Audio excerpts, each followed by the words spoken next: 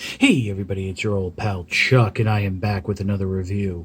And today, as a special early birthday present to myself, we're taking a look at something really cool from the Transformers Earthrise, War for Cybertron, Earthrise, Subline, Generations, whatever. Hey, Macarena.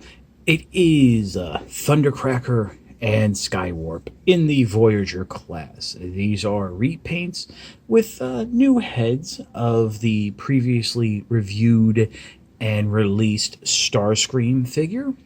Thundercracker and Skywarp are going to be released in a two-pack that's going to be exclusive in the United States, at least to Target. Listings are up now, but they're not for purchase, pre-order, and are listed out of stock. The back of the packaging mentions the Cybertronian villains, so this might be a subline of a subline.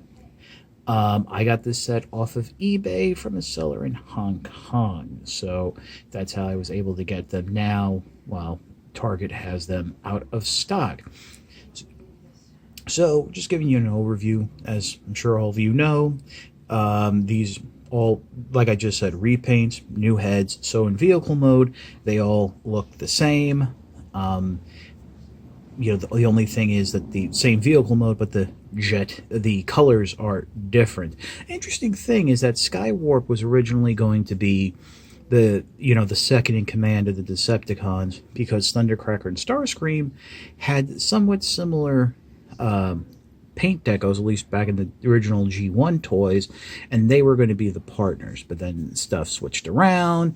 I don't know if this is before or after Starscream might have even been the leader of the Decepticons, and we ended up with the Seekers as we know them today. So let's pause, and we'll take a quick look at the vehicle modes of Skywarp and Thundercracker in a little more detail. Okay, so here's Thundercracker and Skywarp. Personally, my favorite is Thundercracker because I just like blue better. And if I remember correctly, in the old Diaclone line, the first F-14 Robo figure was Thundercracker here because it was in that blue. So we'll take a look at this figure first. Nice little update to the original toys and animation model. Do notice a little extra mold flash here on the back. Not sure there's anything I can really do about it, since it's right on the panel and on the seam line. I'd be a little hesitant to try and file it down because I might mar the plastic more than it already is, but it's not really that noticeable. Of course, now that I pointed it out to you, that's all you'll ever see. But it is the same vehicle mode as Starscream. We're just looking at the colors and the paint and the wings, and we flip it over. Oh, there's a mess of robot kibble, but not too bad. Interestingly enough, if you remember the old classics line, getting this Thundercracker was a lot easier than how we had to get Thundercracker originally.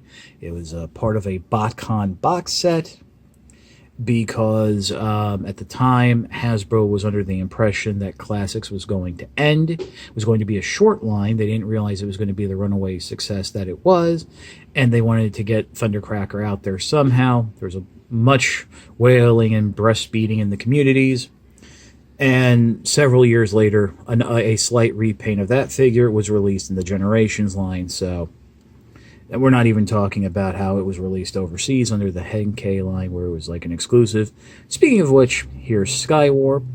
The original classic Skywarp was much easier, and surprisingly was also part of a Target 2-pack. That, until Fans Project came out with their City Commander armor, was shelf-warming because Skywarp was packaged with a white repaint of Classics Optimus Prime as Ultra Magnus.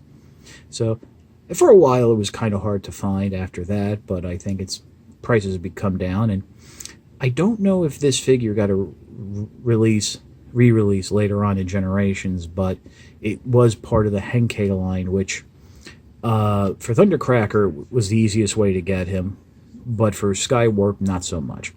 But we do have the black and purple. I know a lot of people like this color scheme. Really nothing too crazy or what have you. I mean, again, these are the same molds. as Starscream.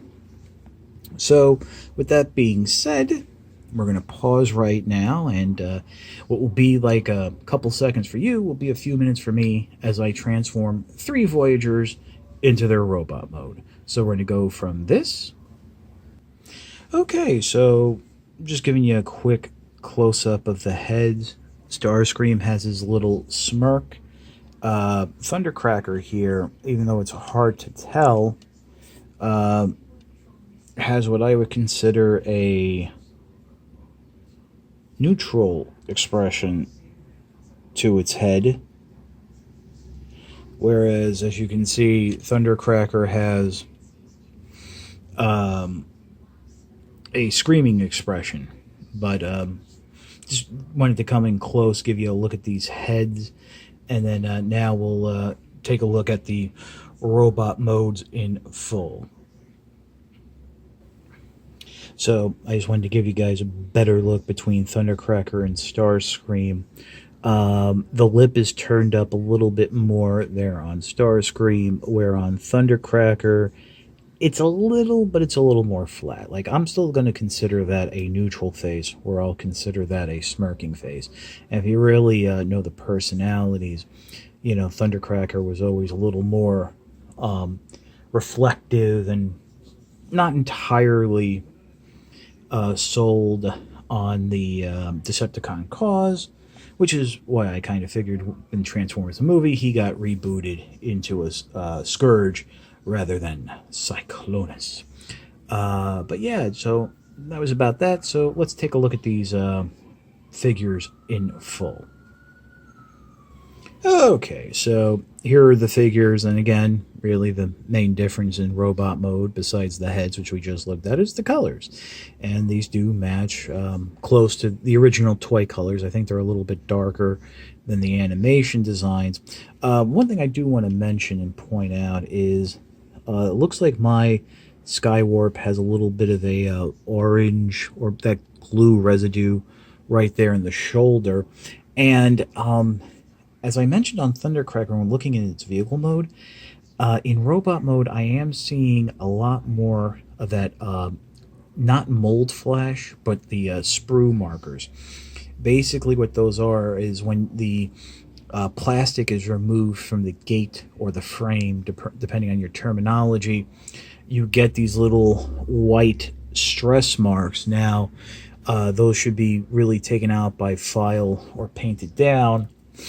So why they weren't, I don't know, or they're usually not that noticeable, but they are there. They're probably they're noticeable because of the darker color plastic, but I am going to assume that these are first run figures, which basically means by the time they get into your hands, there could be a second run of these depending, and you know, those issues might be worked out and better taken care of than they are now. Now, in terms of articulation, everything's the same. The chest pegging in, all that stuff, you know. I do find opening the chest to be a little bit easier on Thundercracker and Skywarp, but it's still one of these things where if you don't have nails, it might be an issue. So, we'll pause, and I'll give you guys my final thoughts. Alright, so here's a little fun Super Sentai-ish pose for the 3 of them. I dig them, I gotta be honest. You know, I tend to like Thundercracker a little bit more, but that's because I tend to like blue more than, you know, black or the grayish red of Starscream. But I dig Skywarp and Thundercracker. I think I like them a little bit more than Starscream. I think just because I think there's a little bit more going on with the colors and stuff like that. I am happy that we're able to get them a little more easily than, say, in the Siege line, where, you know, Skywarp was an Amazon exclusive. You know, there's more targets around, and it's a brick and mortar. So, and it's at the beginning of the line, not after. There's been 2 or 3 other repaints of the Starscream mold that I'm just over it. So it'll be interesting to see what comes next. There are rumors of the cone heads coming, and there is some tooling, as I've mentioned in the Starscream review, of on the back there that might work with the enhanced wings of the cone heads. So yeah, when you see these at your local Target, or you can order them online, definitely worth a pickup. Much like Starscream, I think these are just as good as the masterpieces at as a more affordable price point without the fiddliness of the masterpiece. You know, interesting point, out of the Masterpiece 11 mold, all I ever had was Thundercracker, and while it was an improvement over the original Masterpiece Seeker mold, it still had some fiddly bits in the torso that almost really made it hard for me to enjoy the figure. But that's about it for this review. I do appreciate you all watching. If you're so inclined, like, comment, and if you can, if you're not already, subscribe. It'll definitely help when I get reviews out. A lot of times they are not circulated on the Transformers boards and what have you, and these are usually first look at figures you might have an interest in, or a review presented in a more simplified manner that can help clarify some things. Also, if you are financially able, I do have a Patreon. Join the party, join the Patreon. It would be nice and proper. But if you can't, I more than understand. Watching my videos is great enough, and I do appreciate it. So, for Thundercracker, Skywarp, and why not Starscream, thank you so much for watching, and we will see you next time.